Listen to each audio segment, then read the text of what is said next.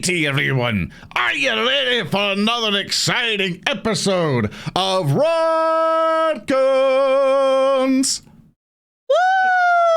It's golden time! I hate you. I hate you so much. I want to leave. Well, Thanks for the show, everyone. We're done. Yeah, We're done, everyone. Goodbye. Goodbye. We're leaving. There's all those patrons. Thanks, patrons, for coming over and watching the show. We'll see you Oh man, thanks Froggy for ruining it all. Oh, thank you. Look at that amazing fan art. You can do it. Thanks for everyone for listening to the podcast. It's been a good time. We appreciate you. But I'm ready for Rotgoons. Are you ready? Are you prepared for this episode, Beetle? I'm ready for gooning, yeah. This is why you're the source of the rot. No, I'm not. Okay, I was thinking about this the other night. I was taking a little pee. I was sitting on my toilet. You know how you have your best thoughts when you're in the shower or you're peeing? So I was peeing, and I was like, what if the source of the rot is Zoran? Think about it. The rot is there even when I'm not there. Oh, that's a really good try to deflect your failures. That doesn't gonna work here. What? You try to see like how can I turn this on Zoran? No, It's just like the time that Beetle lost both of those horses. Yeah. Remember that failure? It's like that one time. It's like that one time when Beetle found a cursed amulet and nobody else found it, but it was on the Beetle, and he cursed the entire party. Too. Wait a minute. Just like that one time where Beetle decided to eat people. You know. What? Remember that? Yeah. Eat 'em like frogs. What? Remember that time you got Gray's kid dead? That wasn't me. You're saying things that happened that I didn't have anything to do with. Chad, you know the reason why your toast falls down butter side or jam side down? It's Beetle. Yeah. No. What? You know why? You know how like you lose a sock in the dryer? It's Beetle. You know who tangles up your headphones when you're not looking in your pocket? That's Beetle.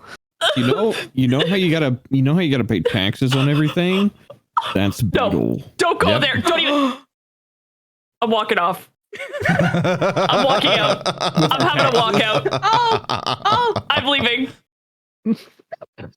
well. All right, we're looking for auditions for a new member. We need a new kobold, another resident little guy. Chat, what do you have? Yeah. Hey, I'm a resident little guy. Oh my, Whoa, you're hired. no way. Just on the spot. You're available in here. Not like the other campaigns. I'm available and I'm here right now. Yeah, Beetle just had to walk in. Just had to walk in, look Zoran in the eye, shake his hand sternly, and ask for an application. Yeah. Yeah. It's actually oh my god, what's the restriction? It's actually instead of oh my god. You can't believe Zoran had a fucking stroke on stream. In my mind. You know who removed that word from your brain? Application. Instead of application, it's a oh my. Say the word! Say the fucking word! Why am I having brain damage? What are you trying to say? Oh my god, He's having the day and grabbage called modulants. It's okay, you can just say it. Early onset dementia. That's Beetle. No! Don't do this to me! No! Zoran having a stroke live on stream? That's Beetle. Ever since my fever, I will there ever so often I'll go, hey, I'm gonna I can't say the word. Like it's been happening and it's really pissing me off. But No. regardless of things that don't piss me off, hi everybody. It's nice to see everyone. Here's another exciting episode of Rotgoons. And of course, we have the amazing players who bring you this awesome and hilarious and highly entertaining adventure. Starting off with our ever lovely Minerva. That's me.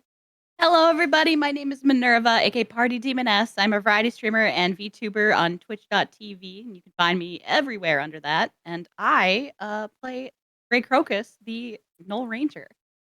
Nice. Next up, we have our ever ethereal master. I would Of not capitalism. say that. Yeah, master of capitalism. Thank you. I was going to go a terrible angle and I had to stop myself. Keep going. What were you gonna say? I do not want to say it on stream. Oh no! But yeah, no, I'm Cabal. I'm a variety and horror streamer, also an artist and a voice actor here on the terrifying, petrifying purple platform of Twitch.tv. And I play Tellem, the Ghost Magus, and local resident of local. Hold on. God You're damn it, Zor, Magus? now you did it to me! It's funny. The brain rot continues. You're a Magus. You're level 4. Yeah, I'm level 4. You're a ghost. You float. Yeah, I do. Congratulations. I also like money. You sure do, buddy. I like it when it jingles. That's true. My little bag of coins. You're starting to believe. And next up, we have a mountainous thing of beauty, SaltyJub. What? You skipping Beetle? You Is heard that me. it? Okay, cool. Hello, my name is SaltyJub. I play the big boy on screen and in your ears. His name is Hard. He's a monk, I guess, and he flicks people on the forehead and their brain concaves. I do funny art, and if you are watching instead of just listening, you might see some of the funny art that I made. A lot of the fun hee-hoo art. And I am your resident game master and host for this episode. Sorry, the bear. Hey. Quiet down, new guy. Yeah, shut up, new guy. You haven't got an intro yet. We're waiting for you to figure it out. For those of you at home, Froggy has toggled on the dead animation on her model. Oh yeah, dear listeners, I'm dead. I'm dying, actually. Thank Of course, fucking we God, all- finally. This group will not be complete without our resident little guy, Beetle. Aw, thanks, Soren. Hello. I'm Froggy Lock. I play Beetle, the investigator kobold of level 4, just like all my other big guys. And I'm here to tell you right now, you can't cure the rot by killing me. You can cure the rot by killing Zoran. Think about it. Really think about it. Zoran is there. Where is Zoran? Whenever there's rot, it's Zoran. Zoran is there every time. Every single day, every campaign where there's rat, who's there? Zoran. Froggy, that's just ridiculous. Yeah, that's crazy talk. That wouldn't exist in any way, shape, or That form. sounds In like fact- you've got rod brain. Yeah, that sounds like something do you think I infected got by it the from? rot would say. Look, Zoran. Yeah. You can't see it because my arms are stuck to my body. They're gorilla glued to my body, but I'm pointing at Zoran. Just point with your nose. How do I flip myself? Hold on. Hold on. Oh no, you can you see my menus? Oh no, you can't. Okay, hold on. I'm gonna do it. Hold on. Okay, we have to do mirror toggle. There you go. Oh, thanks. I'm waiting. No one on thanks. podcast will know what let's you're take this doing. You'll fuck up everything on the overlay, but whatever. Waiting for the bit. Waiting for the bit. I'm It's better I'm- be I'm funny, horrible boys. podcasting. thanks. I'm flipping. There I'm you go. flipping. Okay, I'm there you flipping. go. I'm You flipping. did it. You flipped. Okay. I did it. Yep. And I'm here to say, where were you when the rot was rotting? And Zoran was there when you were there. You were at the campaign. You were at Rockrind. You were at Rotgoons, and you was Rotgoons.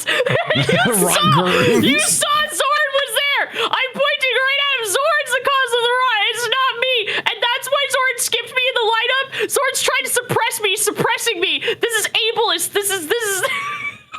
Okay. All right. What other words were you just about to say? And had to put the brakes on. This is no, I'm trying to think of other buzzwords. This is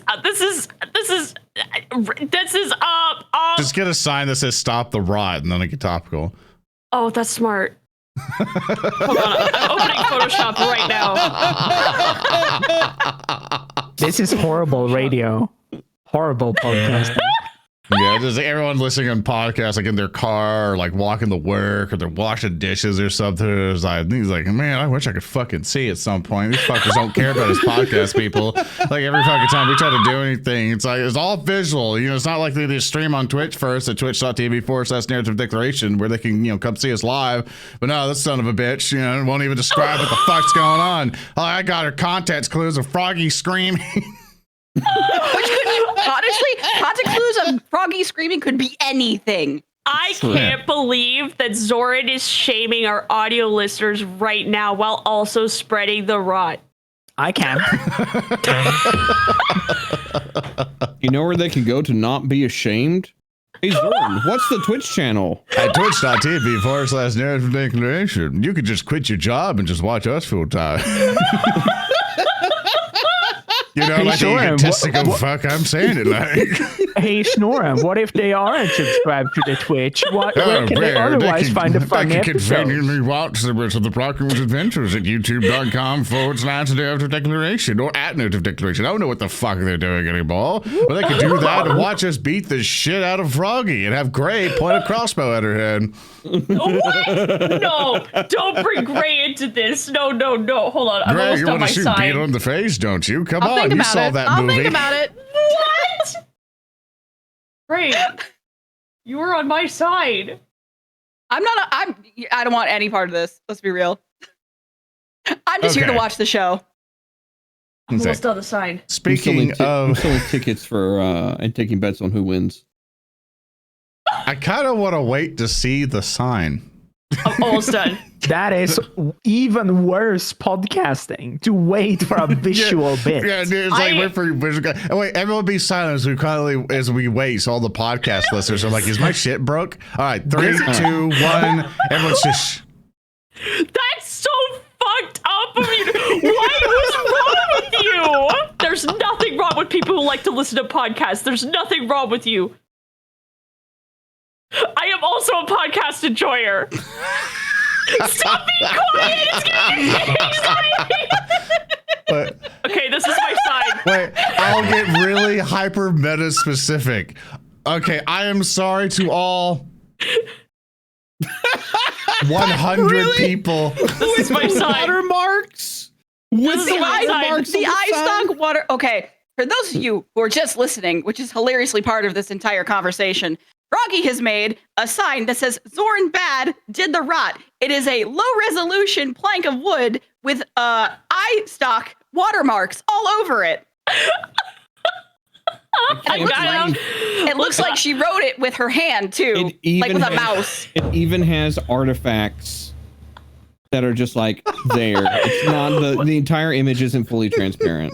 Hey, listen, on top of I'm here to promote you as a listener. I'm here to defend your rights to use your ear holes and listen to audio, and I'm also here to promote not stealing art, not thieving art like AI. I'm not an AI. Zoran might be, because Zoran is spreading the rot, and you know what has the technology to spread the rot? It's AI. It's computers. Computers have the technology to spread the rot. I left the iStock watermarks on this side because I'm not a thief. I credit my artists. Way to be ableist against people who can't read, Froggy. Yeah, fucked up. I would like to note there's a comment in chat that says this is actually a mess, and I mean that affectionately. They must be brand new because this is every time, baby.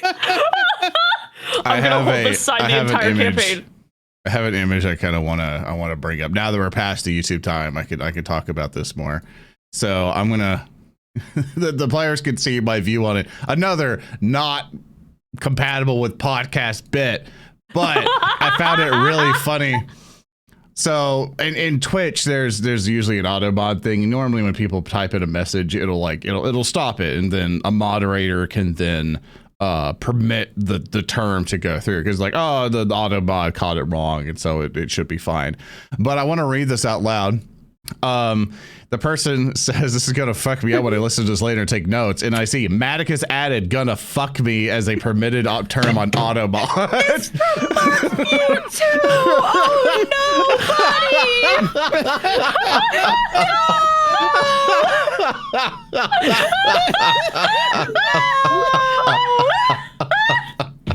buddy! message for a reason. Sex words, level 1.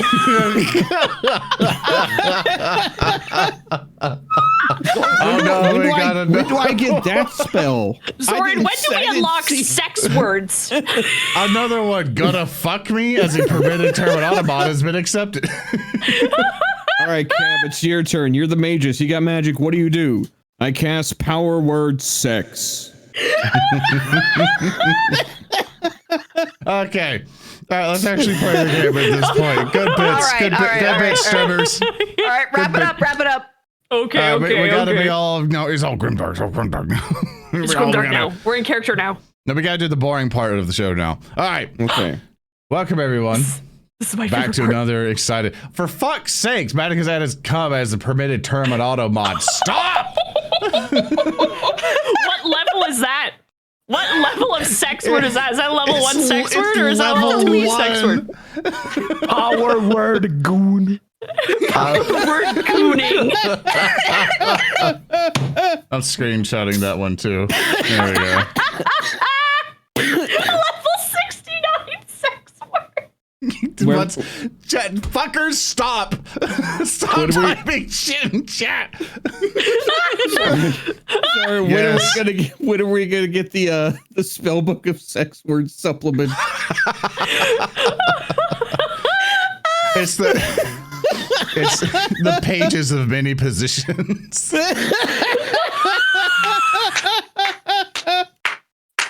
Wrap it up. All right, it's good to go.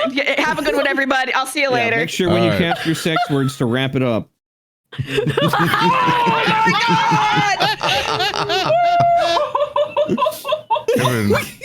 This is the show, by the way. I won't actually play a Pathfinder 2nd edition. We actually just talk like this the entire time. We just goof the fuck off, and sometimes we'll okay. We have to show that we're actually playing a game. Everyone roll a dice. My legs hurt. Hold on. Oh, okay. Wait. Let me do this. Let me roll the most powerful of all the dice. Me The too. D4. There's gonna be meetings at Paizo on Monday. I'm not even part of the company anymore. Ha! They can't tell me to do shit. I got All a right. natural 4. Nice. By the way, chat, this is why you should be here live on stream so you can witness this kind of stuff. This might get edited out. Who the heck knows? I can't believe you guys are podcast haters. What could happen at a Paizo meeting is that they could just bring Clerkson in and set him down. It's like your affiliation with the streamer Zoran, our previous employee, is hurting the company, and you can no longer be affiliated with that individual. That Blacklisted by is when, Paizo. Yeah. that is when Froggy steps in and goes, actually, it is improving the images of the company. Hear me out. I made a Okay. spreadsheet. Okay, let's seriously play the game. So welcome back, everyone, All right. to Rotgoons. I will ask who remembers what happened last session, and there's some hero points for people who do. But I've already done it. I So did it last time. this, I'm going to do a full disclaimer. This is a team effort because Salty came into my DMs and was like, "Hey, man, what if you did a funny he who where you did voice acting of the last thing as a summary?" And I was like, "Well, I could do that. Can you like help me figure out how I would format that, how to write that down?" This is a Too team bad. effort. Yeah, too bad that last episode was just exposition and role playing. Yeah. Good luck. Ooh, I have to get out my giggles because like that was just ridiculous. Your hee-hoos. My hee-hoos. Your ha-has. Whenever we get like going, being goofy, it sticks and it won't go away. It's hard to stop. That's a-okay. hmm At least we're After not talking about MILFs. Shut the fuck up. God damn it, Cabal! She got ready. She got prepared for her line. She came was in. ready. MILFs. You ruined it. Okay, editor, cut. This is the moment where the actual episode starts. Yeah, Right? you can start right now. Cut everything before this point. After traveling out into the riot-swept streets of Outset, the team finds themselves successful at retrieving Hulk's cart of goods. But it was halted by Hart, an only way Hart knows how. By overwhelming force. The cart crashed and was abandoned by the horses, leaving the goons to pick up the wreckage for themselves. Files were broken, be it before or after the crash, but Hollick's beloved flower was at least kept intact. By the masterful guidance of Beetle's improvisational, I can't read, repair, Talim's ghostly help, and Gray's quick wit, not her reading skills, 3 of the 4 Rotgoons fixed up the crash cart. Hart, who felt responsible for the crash, went off to find something to recover, a corpse of the 2 crooks that had stolen the cart. If Beetle had gotten his little hands on one of the corpses, he could probably figure out why the robbers were there and who hired them. While the big boy found one body, he was shunned away by a mob of looting locals, led by an angry old woman who kind of looked like a gremlin.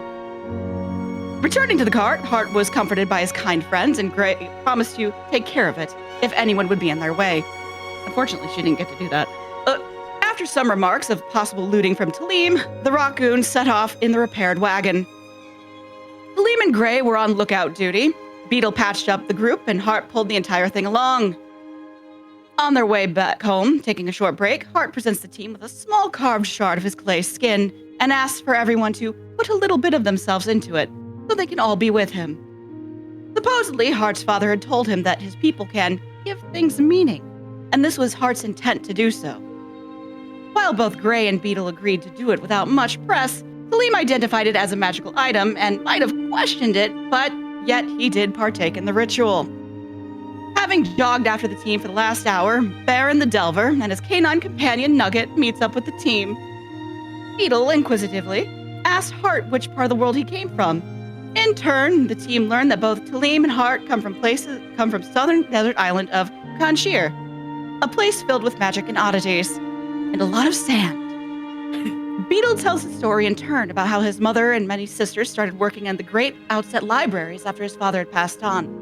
Baron and Nugget started bawling, and Beetle praised everyone for letting him have his opportunity to earn money to help his family. It was very cute. Cute discussions continue, including some funny jokes from Gray and Tellem. I don't remember that bit. Going back on the road, the Rotgoons run into the same mob that bullied Hart. After the first notice that things were less than civil, both Gray and Tellem were both quick on the trigger to attack the locals, as Hart just kept pulling the cart, trying not to, cry. Getting away from the mob. Anyway, getting away from the mob, Beetle casually mentions that the reason why he looks different from other kobolds is because he fell into the taffy puller. And Baron tells the horrific story of the serial killer that goes by the same name, a creature that stretches the skin off of your living body, wears it as clothes, and fries it in your own fat. After this horrible tale, Baron also tells the Rotgoons about his profession, delving. The group, especially Tellem, who seemed to have some knowledge of the subject, seemed to have piqued interest in the promise of treasure by delving into the ruins beneath the city. Last but not least, the Dwarven man told the Rotgoons some details on the people they had already met, including how a certain crocodile man runs a lot of operations, and how the mamas might turn people into frogs and serve them as food. Finally, coming back at the fishery, Beetle and Hart are forced to confront Hollick about the state of the cart and the loss of his beloved horses, whom he raised all by himself. Tellem and Gray spoke with Lorne Barnes, a wizard of whom may aid them in their work. Goals were spoken of, like going to help Brugg, finding the lost blacksmith, and to bring the red-colored talisman to the Elmas or to Barnes to figure out just exactly what it is. The final moment is from Beetle's perspective. A red gem is placed over Hart's face, a horrifying echo of his sisters and his mother being clowns, asking him, "Is it funny? Is it funny? Is it funny?" Over and over again. The horrifying illusion drives Beetle to run away back into the fishery. Everyone is worried about him. The talisman, its red gem, is stuck to Beetle's hand. Trying to bite and tug at it, tear it away, and nothing works. It disappears and reappears on Beetle's person over and over again until it is rendered into a stressful little kobold-shaped puddle in the kitchen. And that is where we left off. That was so good! Absolutely banger. Now everyone has gotten hero points from me. I stumbled a little bit, but No, it was so good. You remembered things that I didn't even remember, and I write down a little blurb because I want to jump on those hero points. So I had my own blurb prepared. There's a reason why I said it was a team effort, because Salty helped me put it all down. Yeah, so who all contributed? Who all contributed? I didn't help at all. Don't give me no hero It was points. just me. I didn't help. Okay, so Gray, you're now at full hero points, up to 3, because I'm going to give you 1. And Salty, I'm going to give you 1. Wait, I take it back. I helped a lot. No, I'm just kidding. There's more. I'm just kidding. Well, that's true, but a thing that we're going to start off with is Beetle. You're currently in the kitchen. As I let me switch the scene over so everyone can see all the lovely bits going on. Beetle, you're currently in the kitchen. Things have freaked out, and you currently are seeing some of your siblings kind of in your mind, but currently the kitchen is fine. Currently, they've all the visions from last episode, everything just subsided. And you don't see the red glowing talisman anymore. This is a kitchen. Yes. Can I find a big meat cleaver? Absolutely. I would love to find a big ol' meat cleaver, and I would love to give myself a once-over, like a bodily once-over. You know, like I bite my leg and lift it so I can look at my own ass and stuff like that. Yeah, go ahead and move in a little bit where you would like to find one. I want to try. I see a little knife by the cinema rolls, so I'll assume there's like a cleaver in this area. That feels like the cleaver spot. Yeah. So as you kind of are walking up there, start to notice something a little bit more weird. Same weird things begin to happen. No.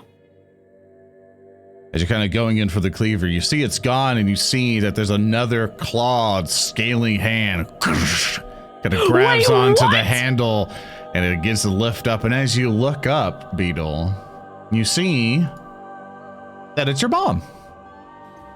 What? You say it's your mom going, it's like, pass me some of the celery sticks there, come on. And then you hear just chopping away. Chopping away. It's like, oh, I'm making you one of your favorite soups.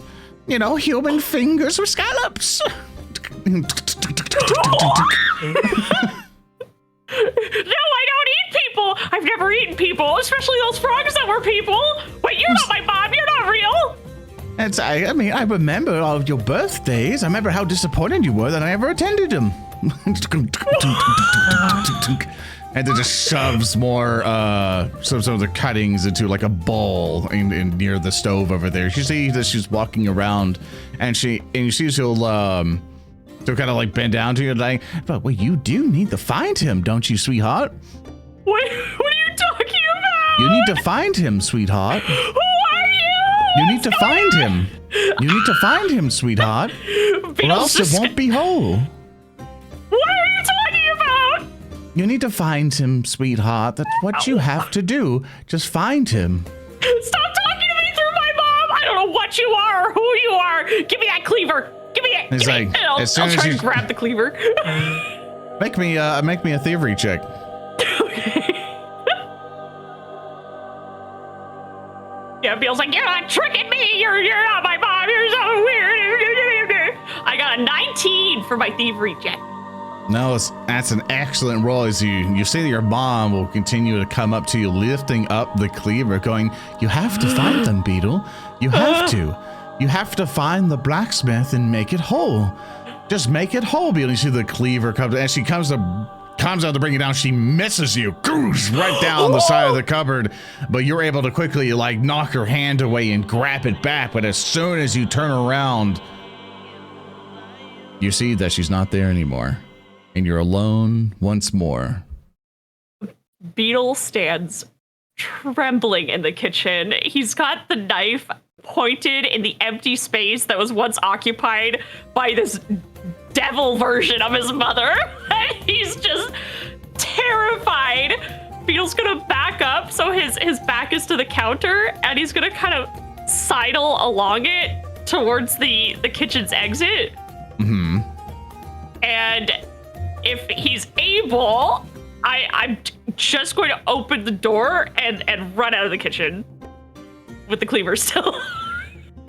Awesome. Okay, New so weapon obtained.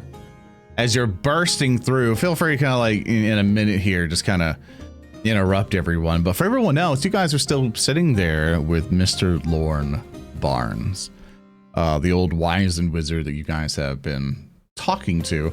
I think you guys wanted to get some clarification on some things before you accepted his task for you all to basically go check out some ruins. Correct. We were previously we've been asking him exactly what he was looking for, and after he gave us a description of it and kind of what the job entailed, it was the thing was we had to go talk to the Elmas to see if we had time to do this before the festival happened, and we had to like work security, but also the food cart to each get our 100 gold. Yes. Awesome. That's what we were going to do. We're going to ask the Elmas the time frame. Well, then you'll see Lauren will kind of lean back a bit, take his like kind of tank a drink. He's like, well, I'll be here. And he'll take a sip and let you guys do your thing. And at this point, you see Beetle burst forth. And he comes sprinting across the floor. And he's screaming. He's going...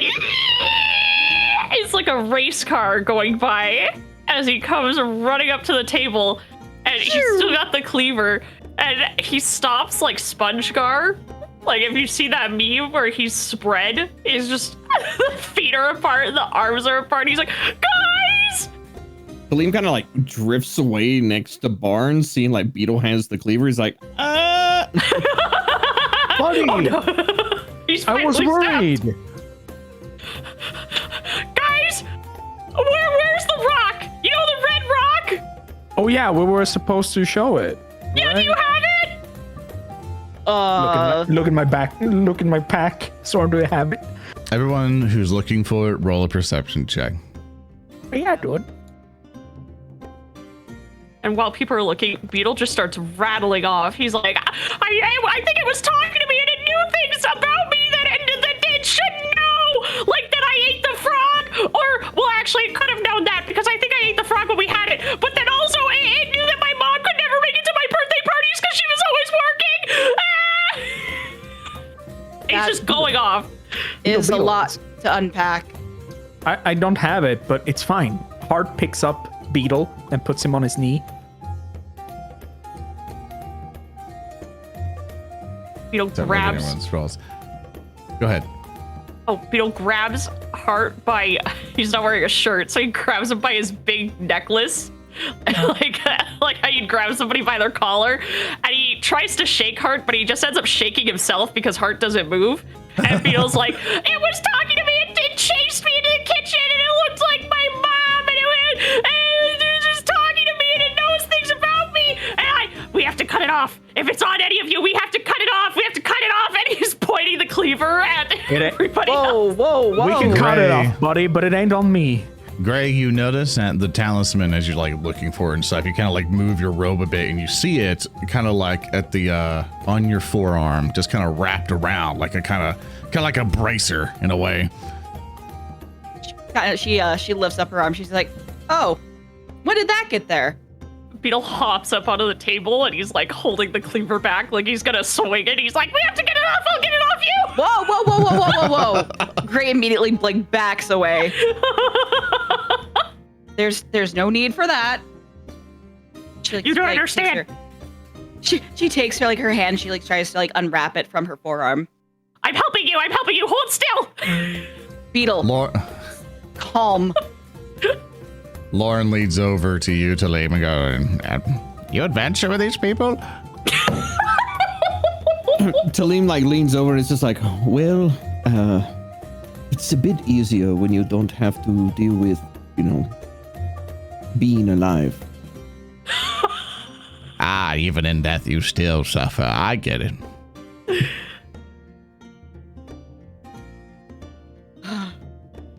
Calm You down, just see- Beetle. Yeah, you see Lauren enjoying the show. Beetle's kind of doing like this awkward crab dance on the table where he's swinging the cleaver but not committing to swinging the cleaver because he doesn't want to swing it at Gray, but he's like Hart puts his entire hand and just body blocks Beetle with one hand. Is Gray able to unwrap it from her arm? You do so, and you see it's kind of like instead of being all weird and stuff, you're able to unclasp it just fine, and you're able to just hold it inside your hold it in your hand. See, right here. Came right off. No need for the knife. Put it down. It's cheap, bud.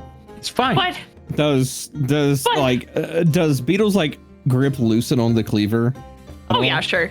Okay. Yeah. Tellem just kind of like raises a hand and he'll like gently mage hand the cleaver out of Beetle's grasp and like goes and like sets it behind him on that stool. It's just like, I think we can put these away. But it wouldn't come off of me when it was on me. And it's gonna learn things about you. You gotta don't put it on the table. Don't touch it. It's gonna go inside you. It's gonna know things about you. Put it on the table. Put it on the table. Put it down. Stop touching it. Gray kind of just like stares as she slowly, quietly puts it down on the table. We need to get the elements to look at them. Go get them. I don't want them to see me crying. It's too late for that. Same. Go get them. And Beetle starts licking the tears off his eyes. Like a lizard. No, buddy. Hart pours a cup of wine for Beetle and puts it down onto the table. Here, for your nerves. And then he stands up and goes over to the Elmas. Oh, Beetle sits down and he starts trying to calm himself and he's just drinking the wine.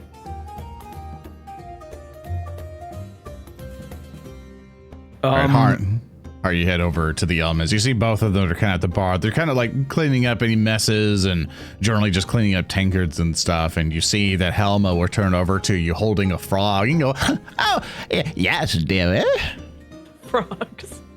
Oh yeah, frogs. He laughs a bit to himself. I like those.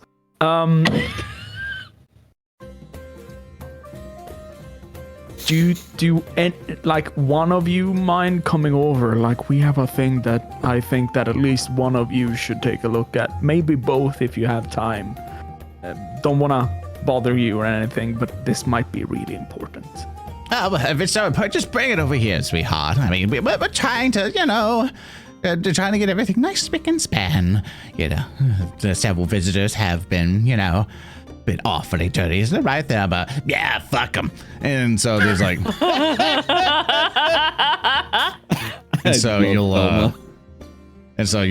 she'll mention like, just bring it over, Jerry.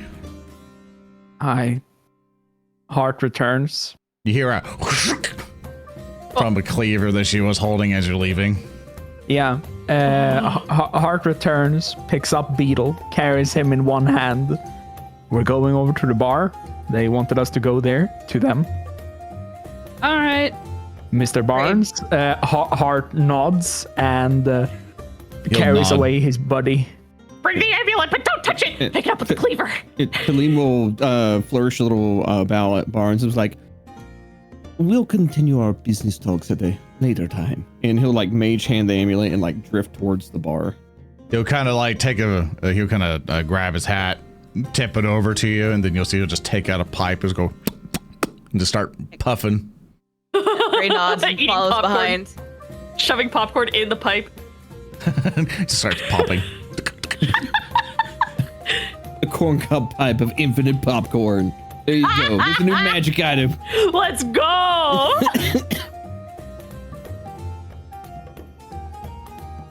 You guys all head over to the bar road, where Thelma and Thelma are just cleaning up things or so, and they kind of notice you all kind of attend to it, and you see Thelma will come up to you guys like, all right, kids, what is it? What's got you so spooked? And why are you screaming all over the place? And Thelma will point to you, Beetle. It was chasing me, and it looks like my mom, and it talks about my birthday. Tellem will wave a hand towards Beetle. It's like, anyways, we seem to have come across some sort of artifact. I was not able to identify it myself, but I had hoped that in your experience, you may have the knowledge to cast some light on its mysterious nature. And he'll like float the amulet onto the bar and kind of like let it rest there, and just fold his hands and lean back. It's like you'll see Thelma and Helma kind of just kind of going, kind of at it. They're like scratching their chins and stuff, and they're looking around at it. You'll see that Helma goes, "Oh, well, it's a pretty little thing." And she begins to bring her hand up to it, and she goes, quickly brings it back, and she goes, Don't touch it! you see Thelma begin like, I mean, what's and you see Helma quickly will grab her arm, and she'll just shake no. She'll go, "No, sweetheart, we must not touch this." And he goes like, he's like, "Why is it?" Oh, and you'll see they'll both kind of look at the thing themselves, and Thelma goes, "That thing seems to be cursed." What's I that? knew it! It's like, "I'm sorry, sweethearts. It's just, we can't help you with this one." And you'll see that Thelma will take her cleaver, or take the cleaver in, still with fresh frog blood, but she'll push it back to all of you, and she'll go, "We're not quite sure what this thing is, but it does seem to be something that you should be worried about. Tell us, what has it been doing?" Well, it has been teleporting between who is holding it. It spooked Beetle, apparently. Case in point. Great kind of motions to Beetle. Make it whole! Make it whole! He's rocking back and forth. Make it whole! Yeah. I don't know why I turned into Mickey Mouse there. Tellem will also go and it's like, and as far as any of its properties, and he will like reach down and actually like pick it up and hold it and like, kind of like roll it between his fingers. Like, they're quickly looking at it, looking all around and stuff. They're very, from your impression, they seem very, very curious about this item. But you also could just tell, even behind Thelma's like sunglasses that she has, you can just tell like they're a bit like, oh, this shit's bad. Like they're not happy that this thing is in their establishment. And but they clearly just go, "Unfortunately, dearie, we don't know what it is, but we can keep an ear out and see if we can find something out in some of our records. Yeah, we collect knickknacks here and there to kind of help keep the tavern and stuff place or stuff safe, but you know, something might have crossed the books or something at some point. We'll keep an eye and ear out for you." If it helps, it has done 3 things so far that I can collect. It has transported itself between, that's the word that Tellem told me about. It's moving from each one of us and hard points at the 4 of them. It appears on any one of us at random points in time, and even if we try to get rid of it, or if we want it to appear, it might not. It might be somewhere else entirely, but it is shared between the 4 of us. That's number 1. Number 2 is that it has. If you saw your mom, and he points down at Beetle. But it wasn't my mom. It wasn't my mom. My mom would never. Yeah. I saw my father. Oh. Wait, did your dad tell you to make something whole? He told me to seek out the blacksmith. My mom told me to do the same thing, but my mom was pointing a knife at me and saying, "Make it whole. Make him whole." I think we should do the opposite of what this stone is telling us. So if we find the blacksmith, maybe we can, and he happens to be in 2 different parts. Like hypothetically, if we find the blacksmith and his arms and his legs are separated from him, instead of making him whole, we should keep him separate. Because if this is like a bad thing, we probably shouldn't be doing what it's telling us to do. But also, I feel terrible for the blacksmith, so we should go save him, but not make him whole. Tellem will like lean back and it's like, I don't think that is what it means. Obviously, I think that points this to this being something as a piece of something greater.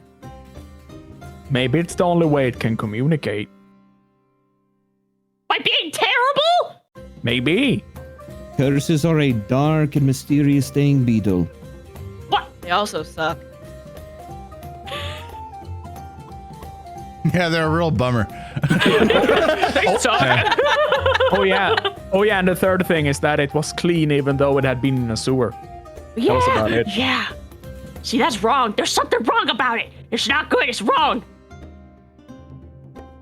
It's like, well, we'll do our very best to see if we can find something to get rid of that thing for you. Where'd you find it? The sewer. When we were going to initially talk to Hollick, or not to talk to Hollick, when we encountered Hollick in the sewers, we were seeking bits for the festival cuisine. We found it among the belongings of a, what was it called? Oh, the big boy. Yeah, Charles. A Charles. His name was Charles. Mm. He was Charles. large. I'm not helping you on this one. You got to remember. We bartered with Charles. And, A trash monster with a very large mouth and 3 tentacles. The Charles. Don't call him trash, man. No, he's not trash. He's Charles. He literally Had a lovely survives in singing sewage. He likes. Okay, but he's Charles, man. Don't reduce him to trash. He's Charles. He's Charles monster. But we bartered with him. We made some things for him, and he gave us this shiny gem, as well as some of the food that we got for the festival. Unspoiled, that is. And supposedly he was not touched by this so far, from what we know. Yeah, he didn't talk about it. He just talked about his lady friend. I wonder if they got married.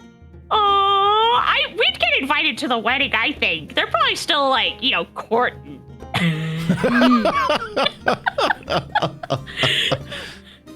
Now you get to put in your head of how Audia got a shambling mounds getting it on. A dance.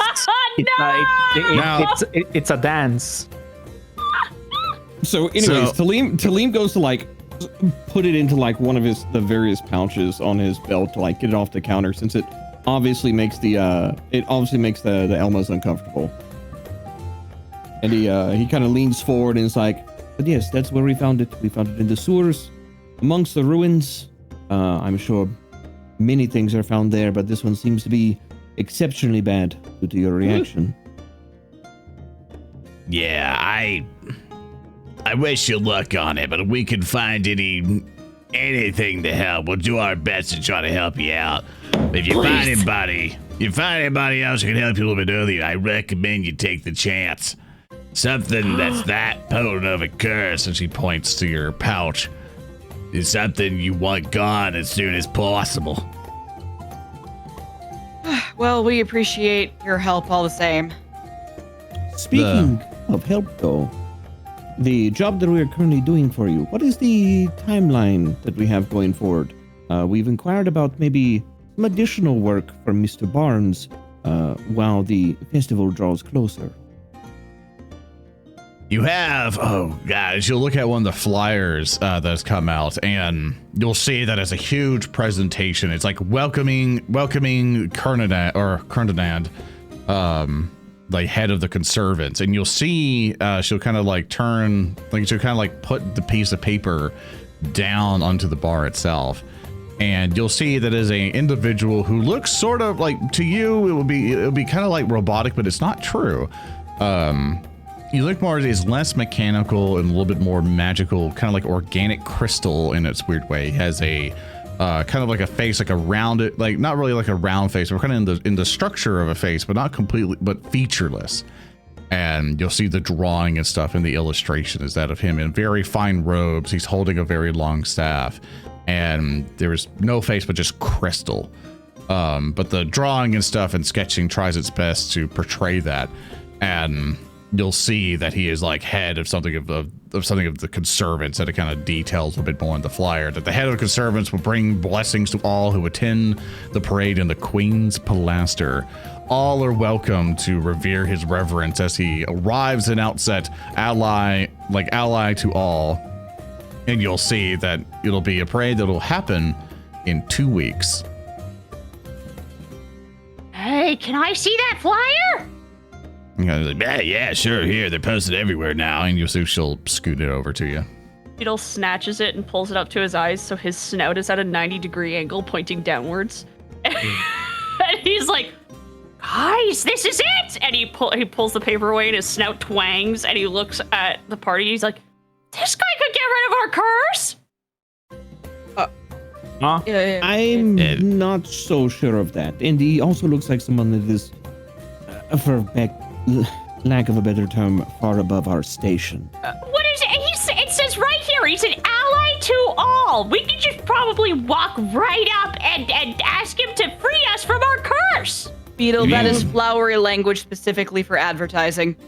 You're very versed in politics, are you? You'll see Thelma will kind of interject and go like, well, if anyone was going to help you out with your cause, it would definitely be him. Yeah, the head of the conservatives I heard was a very powerful, I wouldn't even know if it's man, person. He's head of the conservatives over at Durn. He's the one who's kind of been coming on that big airship that just landed itself outside of Outset. So, if anyone's going to be able to have the Stokes to do it, probably be that guy. Is he in the airship right now? He's like, well, I don't know where he's at all the time. What do you think I am? Beetle looks at everybody. We should save the blacksmith, and then we should break into that airship. No. Well, No. I am normally No. one who does not shy away from criminal activity. Perhaps that is not the best course. No, we wouldn't get caught. We would sneak in, and then we would find the guy, and we'd be like, hey, it says right here that you're friends to everybody, and he can't back out because it's right here. It's legalese. It's in writing. It's printed. You see that? He's gotta follow up, and he'll save us from our curse. I think don't that's think a way that's how to it's wind gonna up in the hands of the Tyrants Guild. No, he's with the Confederates.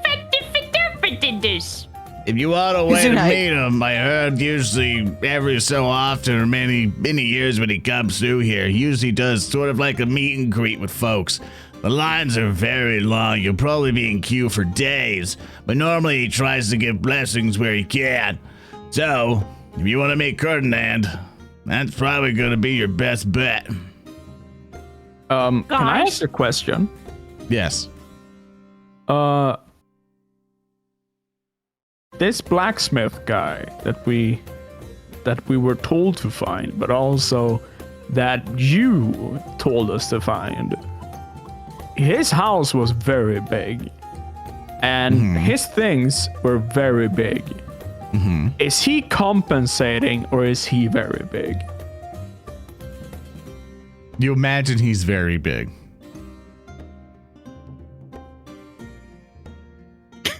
Okay. I'm sorry. There must have been a fucking bit you were trying, and it just went over my head. No, Hard is asking this in character. Oh, I'm sorry. I thought you were asking out of character. She goes like, Oh yeah, he's a really big fella. He really kind of helped out with the construction of the tavern many years ago. Is he big enough that he stands out wherever he is? He would probably burst through the second story if he stood up. Alright. So you would say that he needs to be kept somewhere.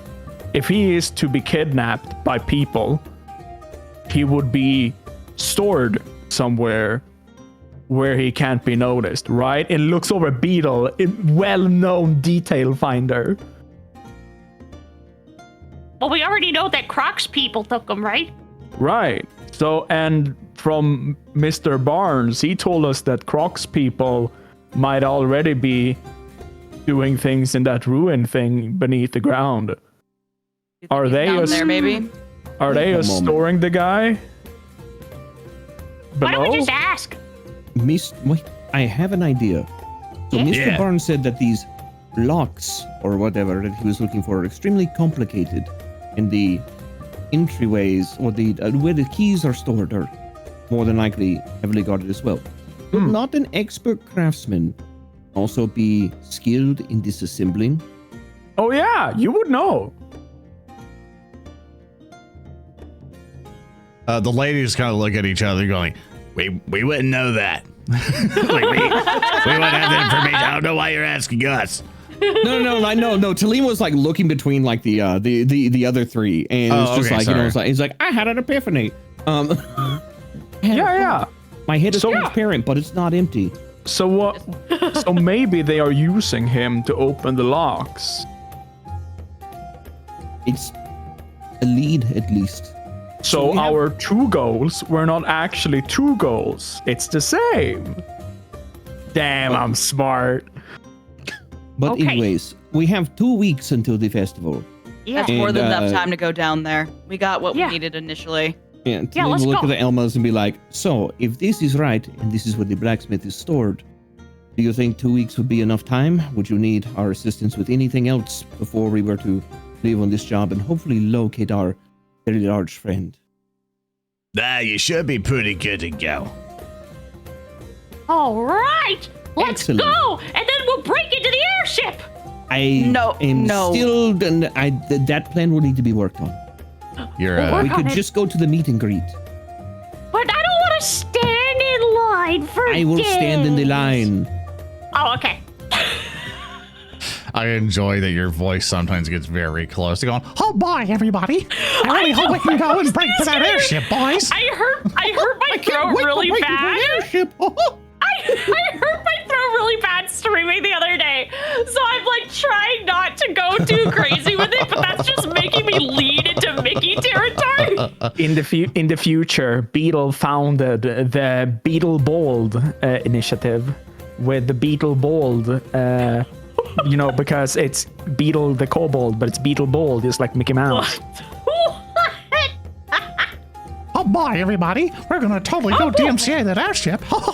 Oh boy. We're gonna do a B&E. All right. So you guys talk to the Elmas, and they basically say this thing's cursed. You're basically going to be on your own for a while. They'll look up what they can, but they can't solve your issue right now. Let's go get that blacksmith. Yeah, but you have Maybe- plenty of time to take on Lauren's task and Yeah. make some Alright. money. Hear me out, though.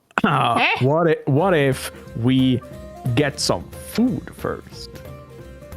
We don't have time for that. We can pick up some street food on the way there. And then You should also probably, you know, They have make details food for in the job. street? Soon, at the mention of street food, Thelma comes up to you, Beetle, and leans over, going, "You think that street food is a lot better than the Alma's diner? Is Beetle that right, leans Mr. Beetle?" away. No, what? No, I'm saying we don't have time to sit down and have a meal, so we can just grab some crustaceans from a cart and have a little crunch on our way down. we serve anything that would benefit travelers on the go? Well, I don't know. Can I have some frog? Oh, absolutely, dear. And she she kind of goes back into the kitchen and goes, "How many would you like?" How many got? Tellem will actually like sit up. He'll put a finger up. He's like, while you all are eating, I will go and talk to Lauren. All right. Who's Lauren? Or not. Lauren. His way of pronouncing Lauren. I've had to play fucking Lauren and like a bunch of other role plays or whatever, and people come out, "Hey, Lauren," I'm like, "I'm not." Like, Wait, did I say? Wait, no, I you said said Lauren. you, right? you said Lauren. You said Lauren. Okay. Lord. My bad. Lord. Lauren. Lord. Laura. I'll go talk to Gosh. Laura. You guys Wow. enjoy your I'll snack. go ask. I'm going I'll go to talk ask to where the Laura. next PTA meeting is. Hey, girl. Would anybody else like to get food? Yeah, I'll get Yes. food too. Hart will Beetle. go and do as much helping in the kitchen as he can. Beetle asks for a fish because he's terrified. As soon as What's the as soon matter? as You you don't get like to the frog? door, you see the helmet goes, closes the door. Denied. Looks back at Gray. Am I a Gray father? shrugs. Gray shrugs, shaking your head. No. I think she just likes to work on her own. I I like that. I was not expecting that. I just imagine. Because he's terrified of little old ladies, she's like, and he's just like, ooh. yeah, He just, like, leans back, it's eyes get really wide, color mid- drains from his face. mid-walk stops, foot is still in the air. You ever see like Yeah. a 7-foot man just turn on a dime? Yeah. Gray reaches over and she just like pats Hart on his shoulder. Just there. It's okay. You didn't do anything wrong. How much food do we need for 2 weeks? Like, I pick up quite an appetite while, like, fighting things, but maybe I can eat then. Well, I don't know We're if going we'll to be be down down there there for the 2 whole weeks. 2 weeks. Yeah. You both almost were in sync. No, they Same were brain in cell. Same brain cell. We finish each other's sentences. We both lean to look around Hart at each other. Our eyes are glittering. As you guys are figuring out what's going on for the food situation, their interactions and stuff, Tellem, you head over and I guess glide into the chair next to Lauren, and Lauren will kind of lean back over and go, "Got your stuff figured out, Ghost Man?" So it seems that we have 2 weeks in which we will have to complete the mission, but it also lines up with other objectives that we are looking to accomplish due to the nature of the individuals that seem to be guarding what you're looking for. Ah, yes, indeed. And the parts of what I have for the ruins are mostly just teeming with Crocs gang members. I recommend when you do get there, and the last time I was able to scout it out, that stealth is going to be very prevalent here. Oh, we're fucked. Tellem will he'll run a hand over the veil that covers the lower half of his face, and he'll look back at his party. He's like, well, I am more than capable of that due to previous enterprises during my time as a member of the living. My compatriots, however, I'm sure I'll be able to figure out something. I heard you. You talking shit over there? Liam just lifts a hand up and just waves back at them. But anyways,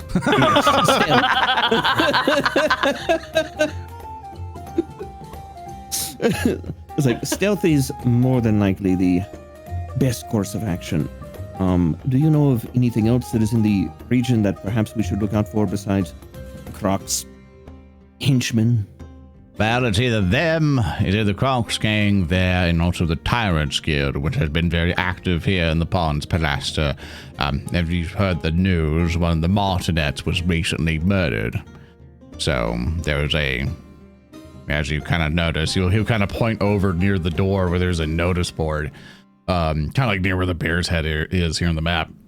And you'll see all the bounty posters of all the, pretty much all the guys pretty much who are assumed to have killed the Martinet. And he'll kind of point to them going, there's a big manhunt looking for them. Currently it's dying down. They're not finding anything.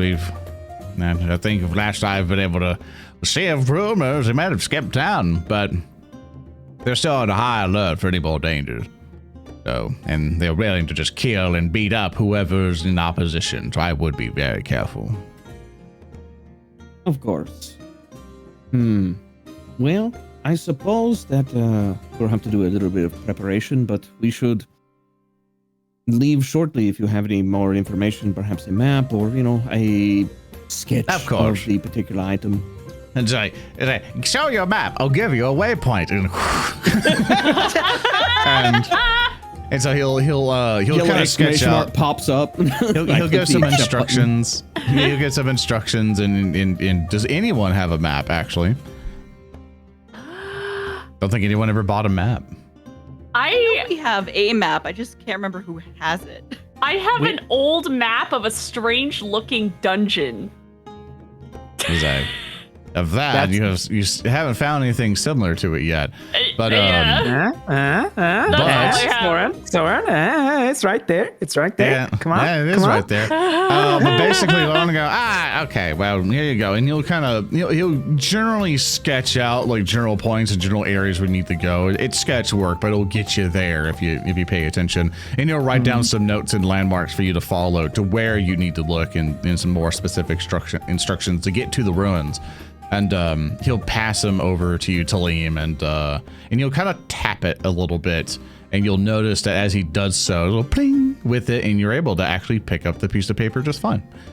And he will go, just follow those instructions. Just be aware that the last time I looked, there were a lot of Crocs gangs member there. Just do be careful. Tellem will actually take the map and he'll roll it up and tuck it away, and he'll be like, of course, and thank you very much for the accommodations.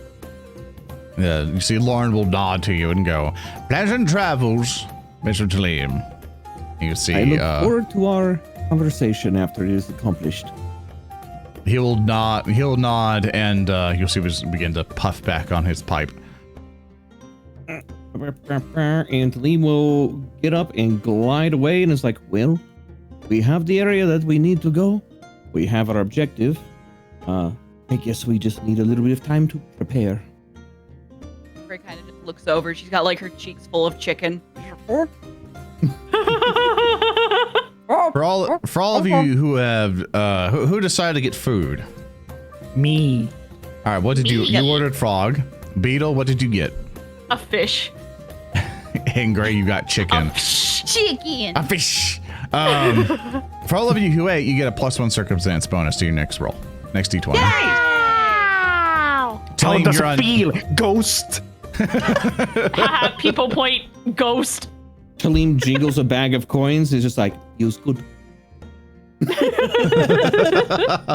So with that, what do you guys like to do? You guys like to sleep in, get everything kind of prepped up, get fully healed up, and head out? Yeah. Yeah, I think sounds good. it'd be smartest to sleep before we go. Hart will actually buy some food for the new compatriot Baron and Nugget, and actually go over and take half of his frog legs, and he will go over and be like, "Hi, question." Hi there, I'm Baron. Yeah, I know, Baron. You're a pretty cool guy, and also This is my dog, Nugget. I know, Nugget is a good boy. And Hart pulls out a bone that he just has in his equipment, and I will remove bones. I wanted to make stock out of the bones, but they are now removed. I'm slowly only getting down to my starting equipment and chalk. Hart will put down the bones on the ground for Nugget, and then he looks down at Baron, and he points over at the chair on the other side of the table. Can I sit down? Oh, absolutely. Company's always great when you have beer. Oh yeah, big time. I am one of the people that raised me was actually a dwarven man who taught me how to properly pour a beer. I haven't done it since, so you know how that goes. And then he laughs. Yeah. I also understand how it's like to be a failure. Damn. It is hard, I'll tell you that. But I'm actually looking to ask you about a few things about delving. Ah, yes, of course. That's my main profession, you know. My name's Baron. I know. It's great. So, Baron, my question to you is for new up-and-coming delvers who might have already gotten some experience in very useful fields, like, you know, killing people. Murdering is one of the first steps to becoming a delver. Yes, as I realized. It sounds like a very honorable and very heroic job. Now, my question is, what would your tips as a professional Delver be? And could you perhaps write it down on this piece of paper? I can't write. It's like, oh, well, very well. You have anything to write with? Yeah, I got chalk. Okay. He tries to write on parchment with chalk, and you can barely see it.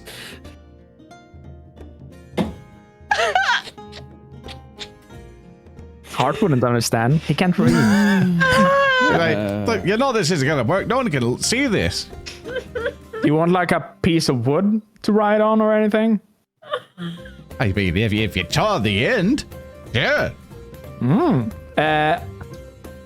Hart pulls out like he pulls out like the wooden tearing at the bottom of his backpack and just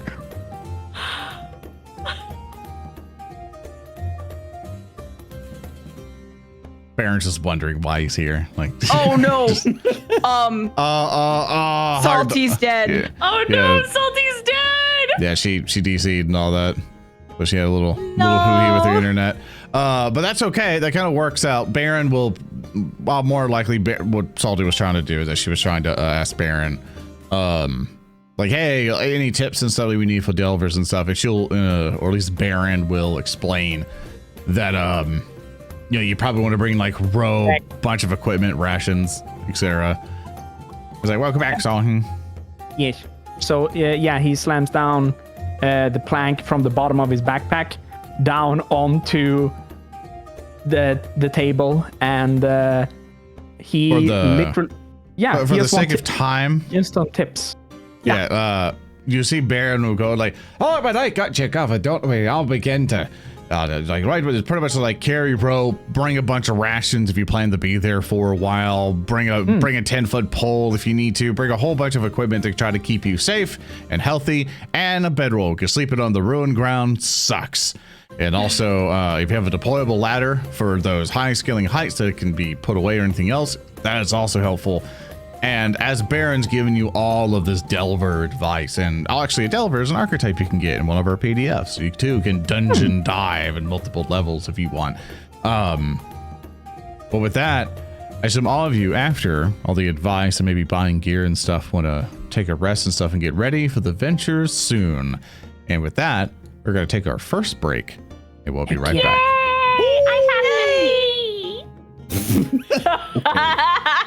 We are back. You guys have decided to rest up at Elma, so if you need to refresh your spell slots, bring your health all the way back up to full. You guys have been fully rested up, all that other cool stuff. And Between, you guys, what is it? After the, not last session, but the session before that was when we leveled up, right? no, you didn't level. You're still level 4. No, when we leveled up to level 4. Yeah. So maybe some folks got some nifty new things. You might Yeah, be what nifty new thinking things? We leveled up last session because I remembered at the start of last session that we leveled up the session before that. So I was leveling up my level. Yeah, you're leveling up live on stream. Yeah. We made a bit of it and everything. We made fun of you live. You know, as opposed to the other times we make fun of you live. That's okay. That's fine. No, I like good. it. I'm used to it. I've been socialized this way. No, I like it. I would actually hate it if you did anything else. I wouldn't like that. No, yeah, I actually like it. So. Oh, sorry. what Next we're- time we'll say you're like, it's okay. We understand sometimes people are busy. We'll help you make your character. And then we'll like pat you on the back and be all like, see, there, we got you fixed up. Isn't that all better now? Stop, I don't like it. It's literally making me anxious. Please stop. I don't like it. I don't like it. No, I don't like it. Mm-mm. That's why I'm such a grumpy asshole. Because if I'm nice, you think I'm going to murder you. It's true, we do. Never do that again, Soren. Can you I'm move snoring. the map camera down a little bit? On the stream, can you move it down a little bit? There you go. Can you move it further? Okay. A little more? Okay. A little more? Okay. A little more? Is Okay. it the spiral, Froggy? A little more? A little to the right?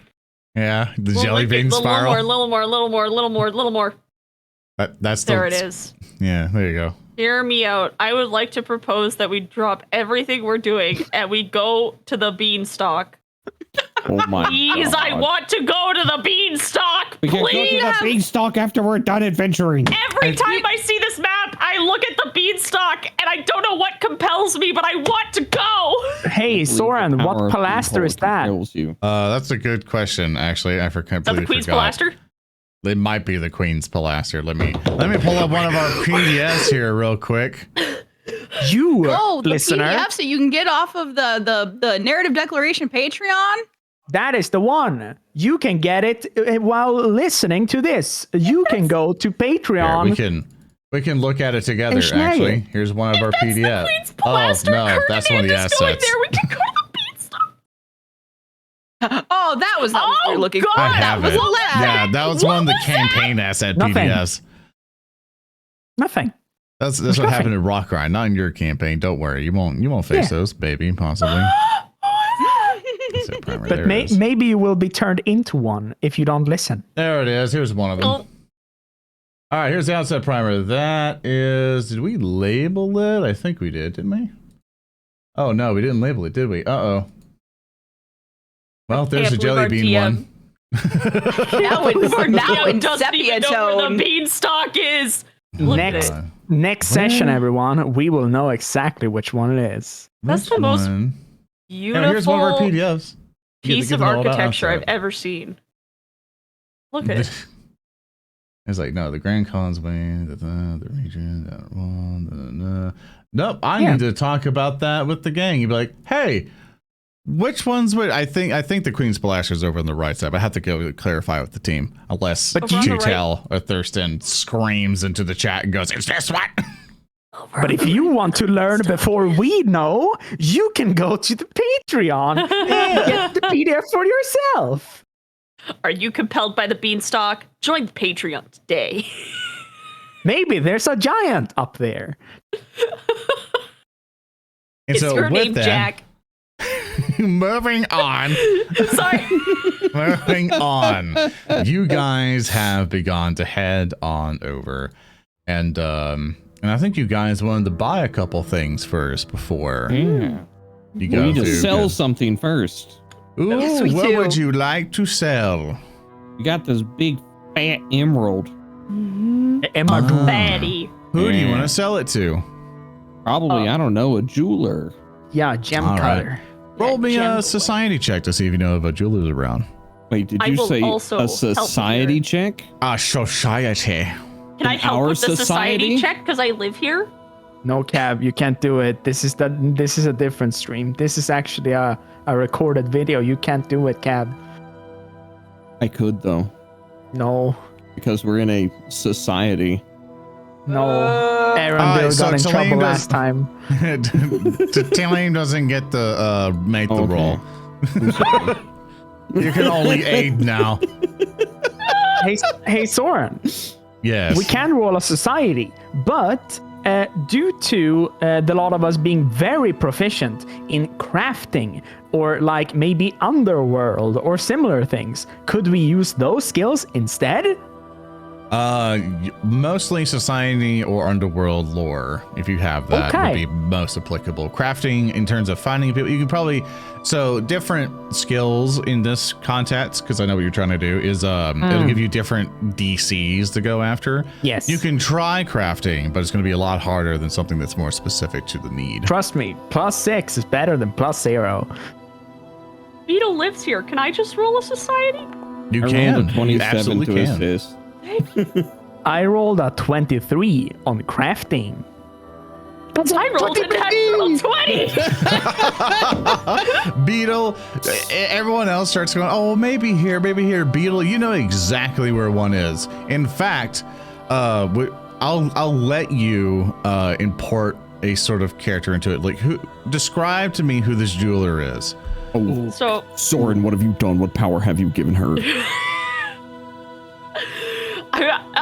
is Gray are you a warg? What is your race A again? null. No, No, thank you. No. that's kind of Sorry, that's thank fucked you, up, no. but you know, Froggy! we say ancestry here, Froggy. Sorry. Okay, This has been a good. I'll see you later. I'm done. Just people point racist.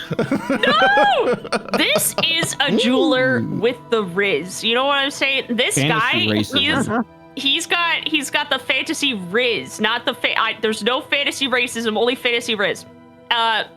He is a gnoll, and he's so busted, he's so booming that you can trade your gold over at his place. And he's got little billboards where he's like smiling up on the board. And he's holding Doge coins, Knoll coins between his fingers. And he's up on the boards and he's smiling and he's like, trade your money or like free gold, stuff like that. Like those kinds of things, those billboards. That's him. I have a question, Froggy. His name is Doge. So whenever he receives payment, he says, "That's Dogecoin now." He's like, "Thanks for the Dogecoin. That's going straight to." You did this, Soren. You allowed this. This is your fault. All right. So that's the jeweler. The jeweler's name is Doge. I have a question.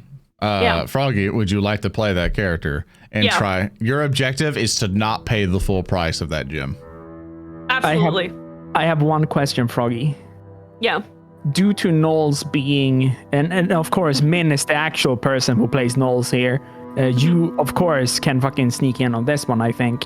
Due to being a Gnoll and how Knolls are hyena-based, is he like a little scrungus since he's a guy? Since hyena women are like so much bigger than hyena dudes. Oh, that's right. So is he like a little scrungus? You know, like Shiba Inus? Yeah. He looks like that. He's the Beetle of Knolls. All right, we're gonna set the scene. Everybody else, Beetle somehow has to like go away at this point. Beetle's like, "I'm gonna go look for a gun," and he just leaves before anyone can stop him. Yeah, you gotta go shop for a pistol. So the rest of the party arrives. Salim, this is a challenge of capitalism at its finest. You see like a billboard, it's going like it's Doge to meet you, and then it's all these other pointing like signs and shit. And it's like Pawn Stars on crack in the medieval fantasy world here. Kalima's like standing outside of it. He's in like splayed leg. He's in like an A pose, and you're like he's just cracking his ghostly knuckles. He's just like, "This is a battlefield I am familiar with." Oh yeah, you got this. You got this. You got it. I will stand here. Okay. I will stand here with my arms crossed and look intimidating. So you know how we got to level 4 and we were able to take a feat, right? Yes. Mm-hmm. One of the feats I took was now have diplomacy. Oh damn! I'm not as good as other people, but I do. I'm chewing up my Ricola so that I'm not So- like this. Yeah, so Froggy, I'll ask you again, do you want Beetle in the scene or do you want me to take a crack at it? Oh no, Beetle takes off to try and find a gun. Excellent. All right, so here's the scene. Tellem and the gang, I assume you all enter inside, gem in hand. We walk in, it's the JoJo scene. I'm approaching the proprietor of this business because I can't make money without getting closer to him. All right, Froggy, take it away. So you enter this shop, and there's shiny jewelry, gems all over the place, and they're in these nice, delicate, beautiful-looking glass displays. But there are heavy-duty chains and giant locks around these glass cases, revealing all these jewelries and everything. And so at the far side of the room, as soon as you open the door, you can see a bunch of Dogecoin, Doge, arf, arf, woof, woof, big bucks, things like that, big signs off on the side of the main counter. And then at the counter, you hear these little chip, chip, chip, chip, and these little feet, the sound of little feet climbing, and this floppy knoll head with this golden head of hair and these big black eyes and this little button nose. He comes up on a step stool so that he can look over the counter, and he waves at you guys as you come in, and he starts barking because there's a person, someone who has entered his shop, entered his home, and he goes, "Hoi, I'm Doge!" I just took psychic damage.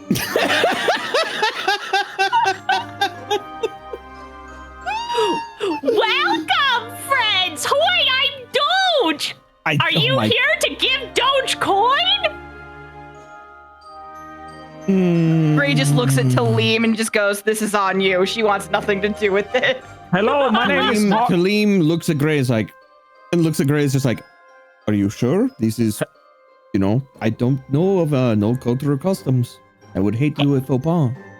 If you don't have coin for Doge, you're not looking to buy. Are you looking to sell to Doge? Hart takes one step in and goes, "Hello, my name's Hart. I kill people for a living."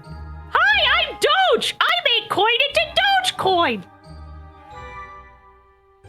Gray just quietly steps back. Somebody Turns in back. chat got it.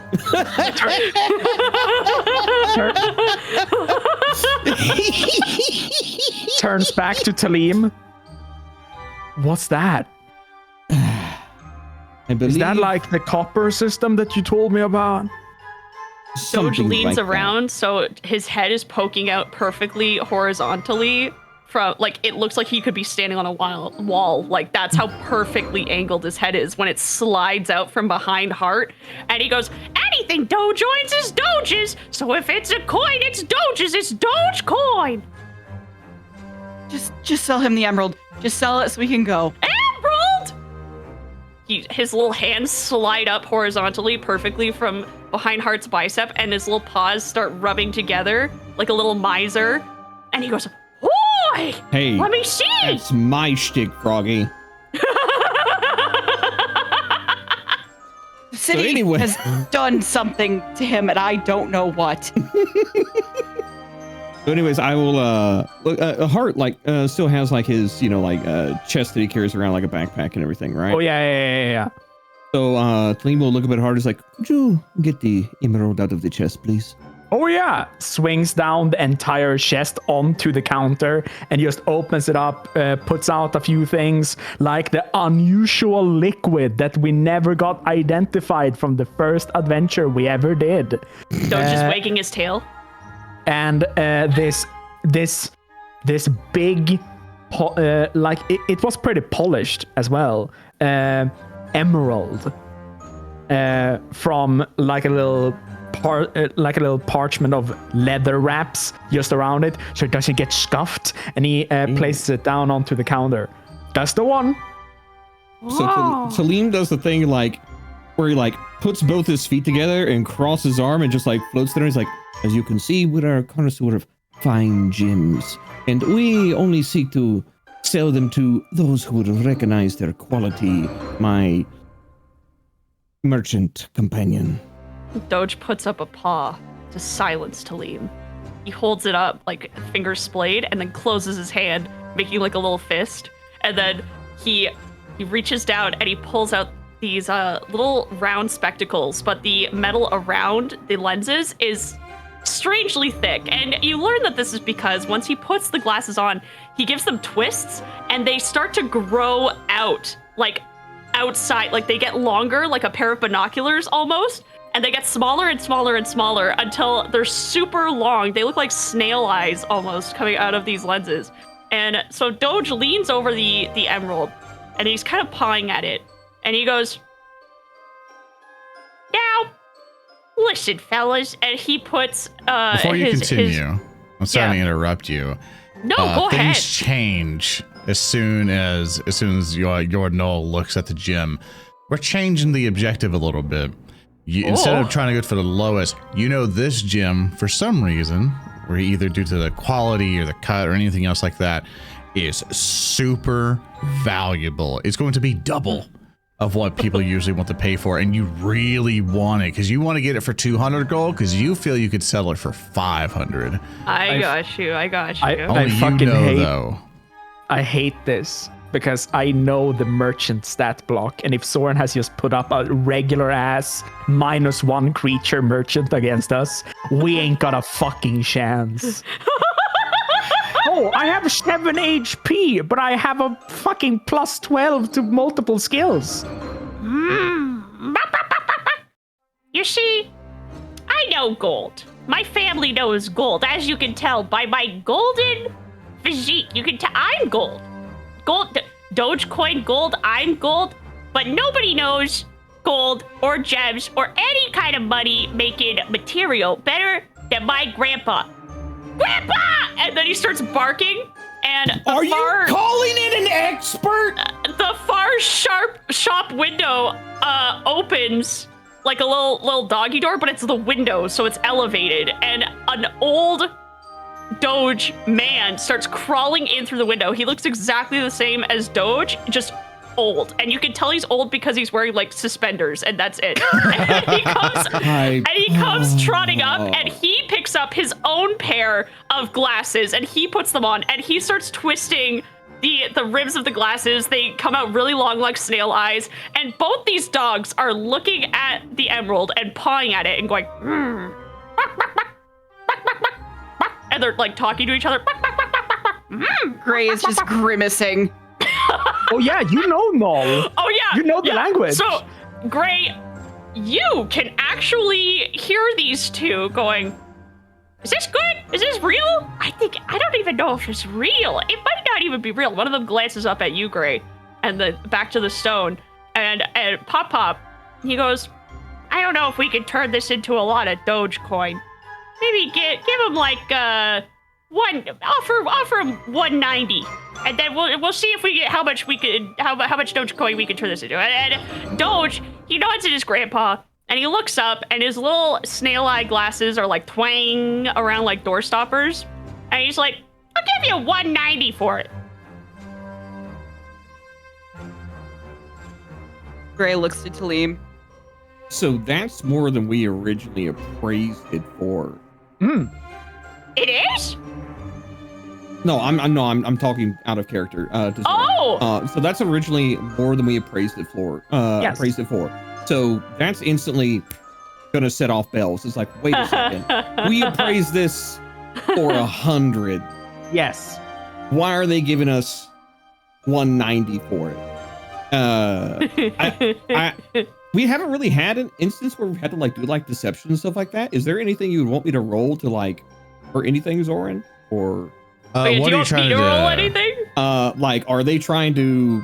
If you're trying to find out if they're lying to you and bullshitting you, you want to roll perception. Okay. Because you're trying to find, like, you're trying to perceive the deception that's happening. Like It's perception against their freaking, what is it? Their deception DC. yeah, God. I have Good a luck. number mentally, so it's okay. Okay. I rolled a Oh, damn. 17 for a +6 for 23 in total. Oh damn. Yeah. With your 23 in for Froggy's context, that you know that you have a good feeling you can get more money out of this if you negotiate it up a little bit higher, because you feel that they can get more money out of this with how they're salivating over it. You know, like a pair of dogs. Yeah, they're both drooling a little bit. Gray looks so uncomfortable. Pop is panting. Tellem stands there and like he has his arms folded and he's just floating. He's like, I believe that you are more of an honest merchant than that. It's quite unfortunate. We were going to give you the first crack at this, and he'll like go to like mage hand and move the gem away from them, and he's like, I expected better amongst fellow purveyors of a profit. I don't think you understand. I don't think you understand what it means to take coin and make it Doge coin. We're offering you 190 of our Doge coins. These are coins that come from us. These are Doge coins. We put our little faces in each coin, and our business is so reputable and well recognized that does not invalidate the money. It makes it worth more. Like, it shows that you did business with the best of the best. You're paying for rapport with us when you do business with us, which will increase your rapport with other business chains that are much smaller than us here at Dogecoin. Can I roll society to see if that's true? Absolutely.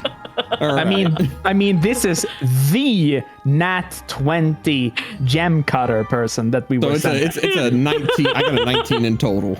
You know, them defacing the coin of the Treasury of Outset is against the law, and it's their little gimmick isn't gonna fly because it kind of messes with the value. And yeah.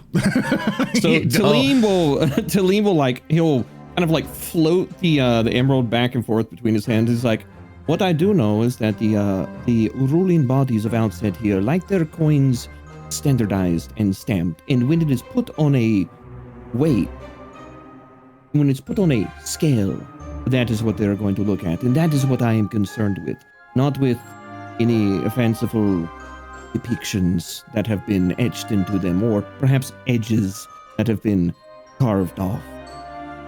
So if you want to do real business like a real merchant, you will give me what this is worth. I'm even willing to take a little bit less. But don't try to lowball me again, or I walk. This is not a low ball. Excuse me, are you a gem cutter? Are you a gem seller? I have been known to craft gems into magical things, so yes. Before you continue, roll me a crafting check or any lore applicable things to convince them that this would work, or diplomacy. Crafting, you say? I'm going to spend a hero point to re-roll that! Yeah, happy with that 16. Nice.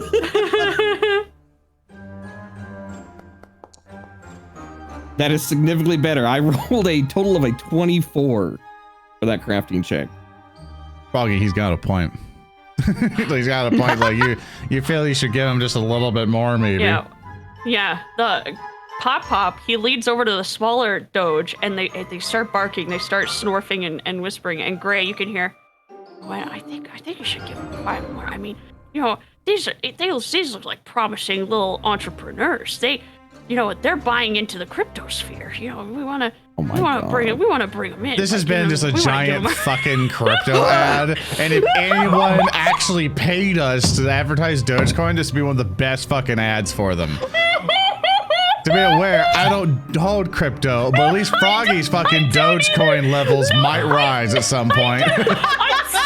I can't believe Froggy is using Narrative Declaration as a tool to raise her Dogecoin bags. No, I don't own any crypto. No, I'm anti-crypto. I'm memeing. But Soren, would we take sponsorships?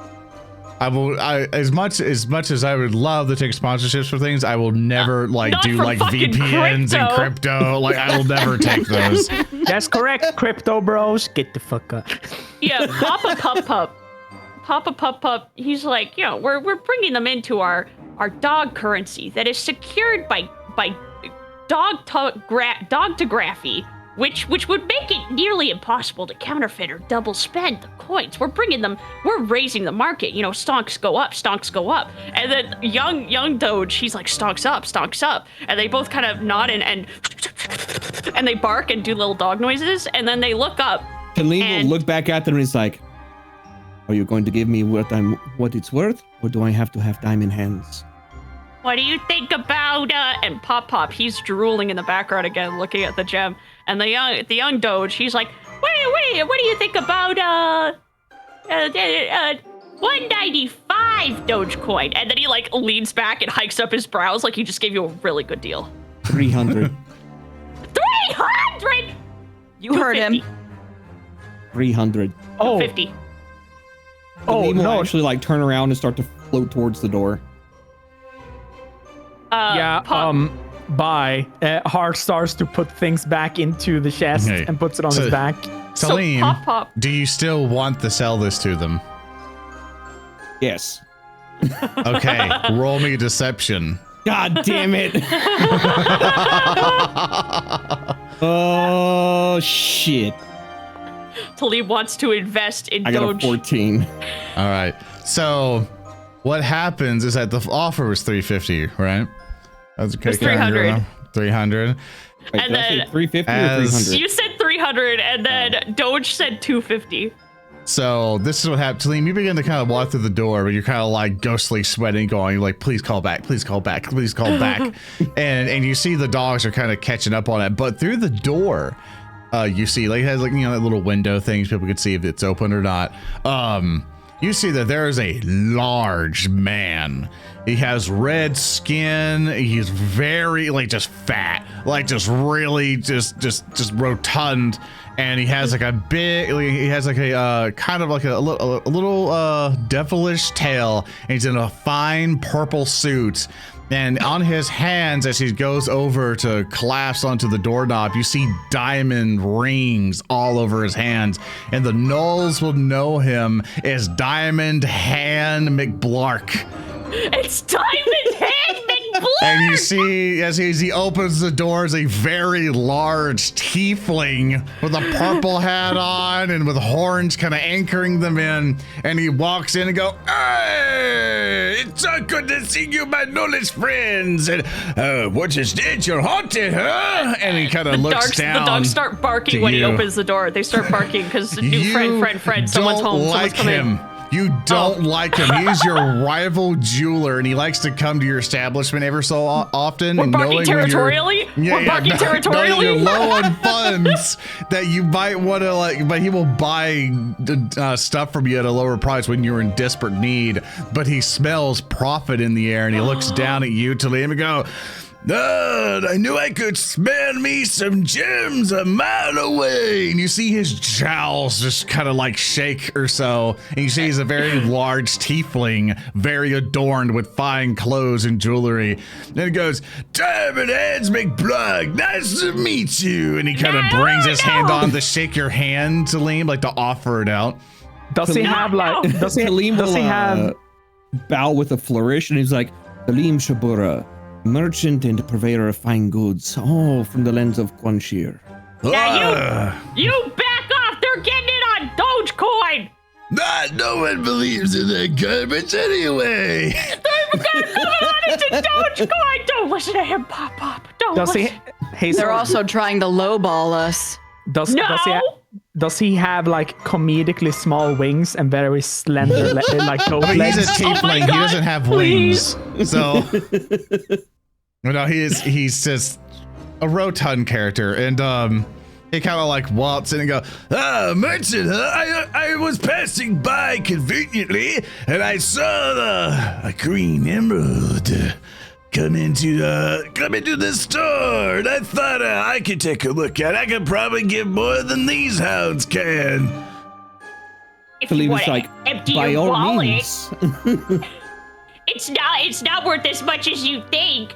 We'll give you 300. We'll give you the 300. We'll give you. Pop looks like he's having a heart attack in the background. Like the younger Doge goes, "We'll give you the 300. We'll give you the 300." And Pop clasps his chest and starts panting really hard. Unfortunately, it seems that they wanted to only give me 300 for it. But if you would like to take a look. Thank you, Carcion, our mod and lovely mod, for adding "motherfucker" as a permitted term in our chat, by the way.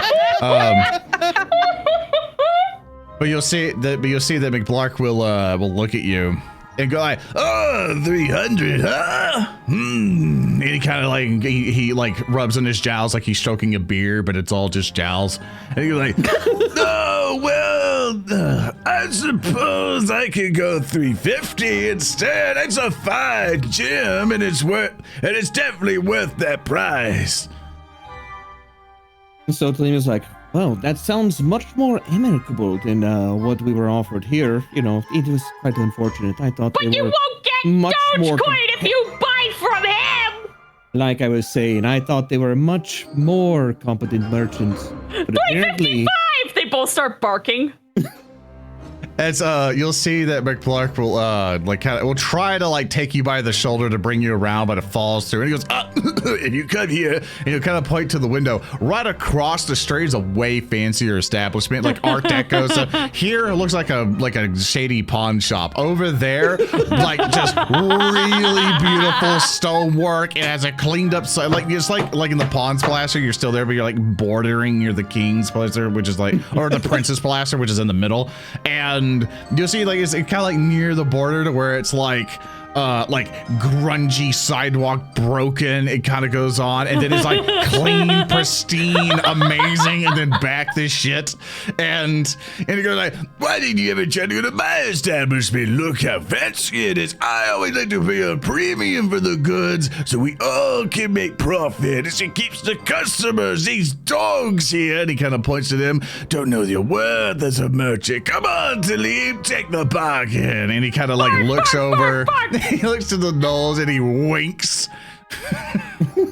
The barking, the growling. So very uncomfortable in this situation.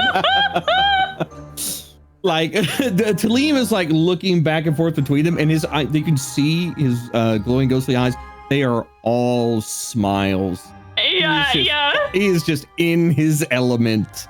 And he's doing the thing, like he's like mage handing the gym, but he's also like rubbing his hands together. He's like, "You know what? That sounds like a very accommodating offer, and I am always willing to establish good business relations with those with a good sense for what something is worth." And he will like look between the two of them.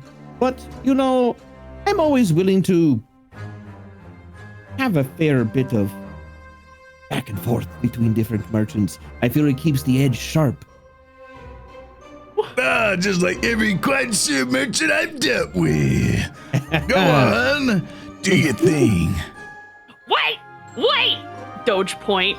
Yeah, we'll give you 360 gold, and on top of that, you can take home an exclusive Doge necktie. And he pulls out a nice little necktie with the Doge staring directly at the camera. He pulls it up and he lays it out on the counter. What do you think? 365 in a necktie that I can't wear. I don't know. I think you could probably do better than that, Diamond Hand. Two neckties and a toe ring. And he pulls out a tiny little ring for somebody's toe, and it's got a hyper realistic dog head, like 3D dog head on the ring. And he puts them all down on the counter and steeples his fingers and leans forward like in a Godfather position. More things he can't wear. Tellem, I'll allow you to inspect the goods. I will go over and I will inspect the goods. He will pull out his own pair of spectacles and no, I'm just kidding. I don't have any spectacles. But no, he'll lean down and like his veil will kind of like dangle from his face as he looks over them, and he's like, you know, he's acting like he's inspecting them, but it's also just like, this is a necktie. I can't wear this. What am I gonna do with fucking this? necktie and a ring. And Tellem like looks over and he's just like, I don't know. Upon closer inspection of the ring, you can actually see that the ring has been made of pounded out Dogecoin. And you notice something a little bit special about the toe ring, Tellem. Oh yeah? Yeah. Should I roll a check or anything for that? Maybe you want to do something, maybe an Arcana check on it. Will that's piqued your interest.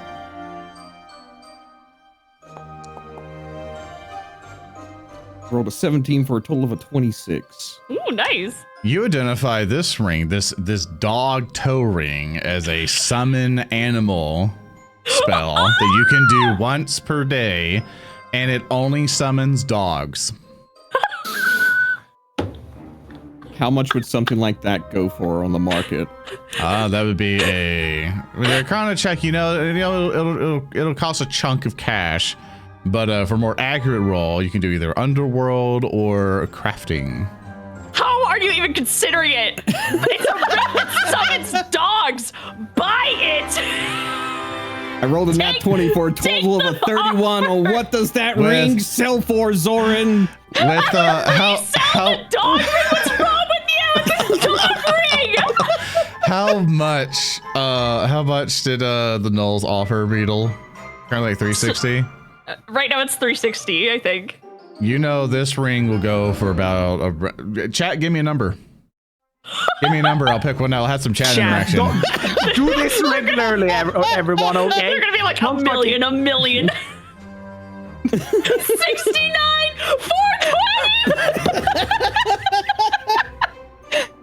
420. Let's And everyone's doing the meme numbers. I'm ignoring all meme numbers.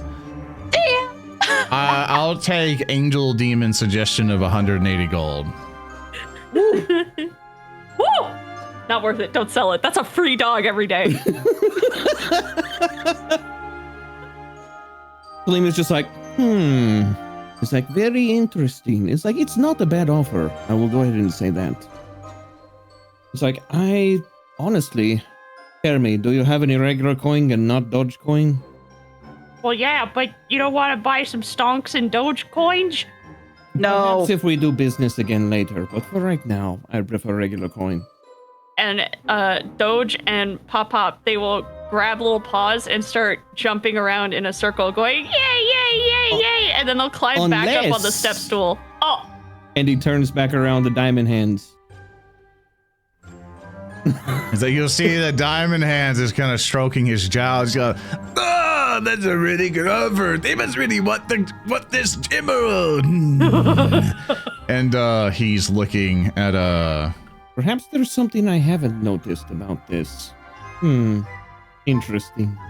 He's like, I'm currently looking up an interesting wand for you because I want to offer you a magic And item. in the background, you see another window open in the shop, and a third Doge that looks exactly the same comes crawling in bodily from the window and comes sniffing his way up to the counter.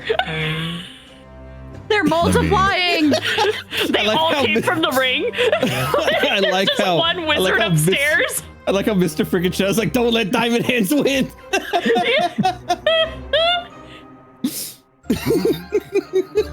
Yeah, the lore of this place is there's a wizard upstairs, and he's like retired, and he just accidentally made this toe ring that keeps making more dogs. And he just accidentally made a bunch of dogs, and now they're like, we run Dogecoin, and the wizard's like, that's nice. Like, leave me That's alone. interesting, dear. That's nice. Okay. All right, I have to see how I have to see this. So there's that, and he'll go like, Oh, well, for the emerald, instead of the money, I will trade you this. and he can come and he takes a wand out of his like suit pocket, and he'll present it up to you, Tellem, and he will go, I believe someone of your magical aptitude will know what this is. and he'll bring it to you. And this wand kind of has like a tied in little piece of you assume to be string with feathers kind of at the base of it, and he will allow you to inspect it. Okay. So roll me an Arcana check. Roll for a 18 for a total of 27. This is a Dang, wand of fly.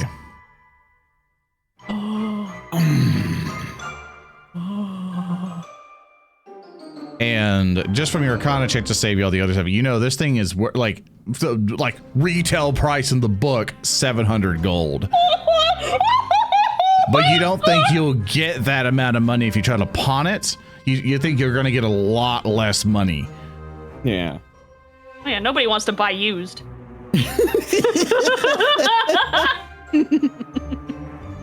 Tellem will look at the wand. He's like, for most people, I think that would be a compelling offer. But as you can see, and Tellem will motion down towards the ground where he floats a couple inches off of it.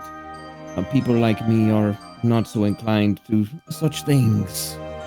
The Doges wag their tails. You see, he'll like flip the wand, he'll like toss the wand up in the air, and he'll kind of snatch it midair and put it back in his coat. Well, I see. Well, whenever you want to do any real business in the jewelry market, you come by the Diamond Hands, right? And he'll flick a business card at you, and just kind of floop inside of your ghostly visage and just starts floating down and begins to walk out or whatever. And he'll tip his hat over to Gray, tip his hat over the heart, and he'll glare back at the Knolls as he opens the door and shuts it. The Knolls Seemed bar. like a nice guy. Tellem will turn around and is like, I believe we have a business deal, but please, regular coin. Okie dokie, more Doge for us, more Dogecoin for us. Get him the gold. And then one of the dogs opens the register and starts jingling out the gold, separating the dog gold from the actual gold, and pushes it into a giant pile with the toe ring and the 2 dog ties. And the third dog grabs a sign that says "Cash for Gold for Real," and it's got a dog posed with gold teeth, and he's smiling really wide, and he's holding necklaces and jewelry and wands, and he picks up that sign and he crawls out the window with the sign back the way he came. Gray I just have looks no idea what just exasperated. happened except that I got paid. Gray just looks exasperated. She leaves. She leaves. She's done. It's like, Tellem will look at Hart. It's like, Hart, if you would please collect our winnings. Takes it, puts it in the bag. Two dogs put their paws out for the emerald. Tellem will like float the emerald over to them. As soon as the emerald is in Pop Pop's hands, he has a Experience heart doing attack business with you. and he passes away. He has a heart attack, turns stone white, falls backwards, and is dead.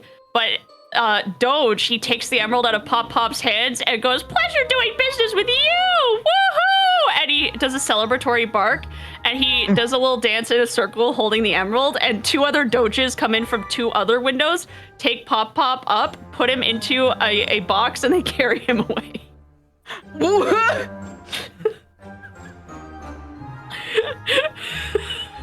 So Tellem, add 360 gold to your inventory, and I will get your prizes And next two time. neckties in the toe ring! Yeah, I've temporarily put a wand of summoning. I know it's a ring, but just for mechanical You shape. literally killed Salty. She's gone again.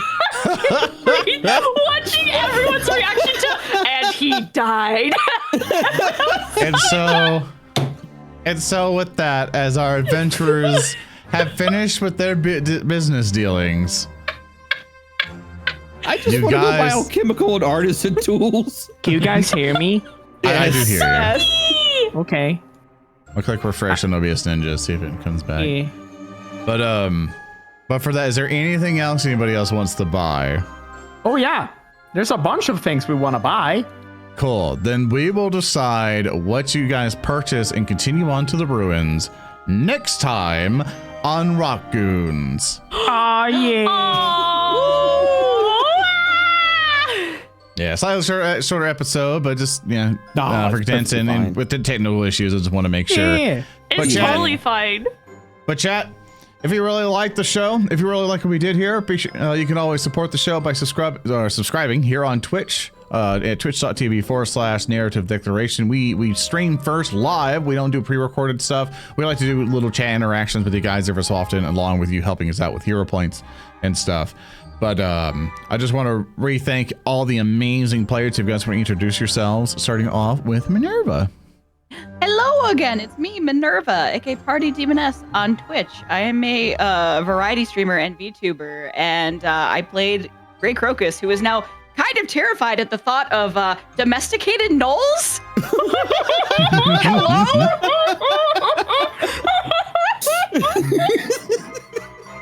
The next up, we have our ghostly visage of the ghost of capitalism pass. Cabal. Hello, my name is Cabal. I am a voice actor, artist, variety and horror streamer here on twitch.tv. You can find me at twitch.tv/Cabal, and I am playing Tellem Shabura, your spirit of capitalism given form. Next up, we have our resident little guy who played the two gnolls, Froggy Luck.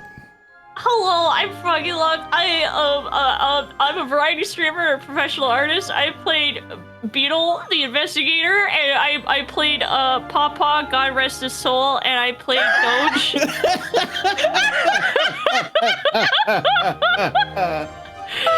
I'm never gonna be allowed to play an NPC ever again. Every NPC played by Froggy from now on. And of course, we have the ever beautiful mountained SaltyJub. Yes, that is me. My name is SaltyJub. I'm an artist. I work with these these goofers and What's those boobers? boofers and Oh, hold on a second. Oh no! I gotta Google that up. but yes, these boobers. I work with these weirdos. And you can find me on Twitter and on Twitch at SaltyJub on both of them. Yeah. Boofer is slang for large dog, so we're safe. Oh yeah. No, yeah. Okay. A buffer. That's what we meant. That one. Yeah. All right, I'll continue with my innocence because I am Zorn the Bear. I've been your host and game master this evening. Hope everyone had a fantastic time. Remember, if you liked the show and everything, narrativedeclaration.com for our website to find all the stuff we do. Patreon.com /narrative declaration. If you want all the bunch of lore, PDFs, monsters, everything, we do a bunch of professional PDFs that kind of look like this. Like, look at all this fantastic art and all this other stuff that we have. Like, we put a lot of work and effort into this stuff. And we'd appreciate it if you come over and say hi to us over on Patreon. Show them the beanstalk. Of course, people new here, you can head over to our Discord where you can find all of our amazing community members, where you too can find a person to come play Pathfinder 2nd Edition with or other tabletop RPGs. Love you guys so very much. Thank you all so much for watching. And as I cue up the music here. Nice. Players, Man, it's been that was so a good real to have you. everybody. That was a real killer of a deal I negotiated. So long, everyone. Please be safe. Please keep being healthy. We will see you guys and in 2 weeks for Rotgoons, but next week for Rock Grind. And on Tuesday, if things work out, we should have some other amazing characters playing through the beginner box. Love you guys very much. Attend the live streams. See everybody next time. And we love you all. Goodbye. Bye. We love you. Yeah. Don't Google Boof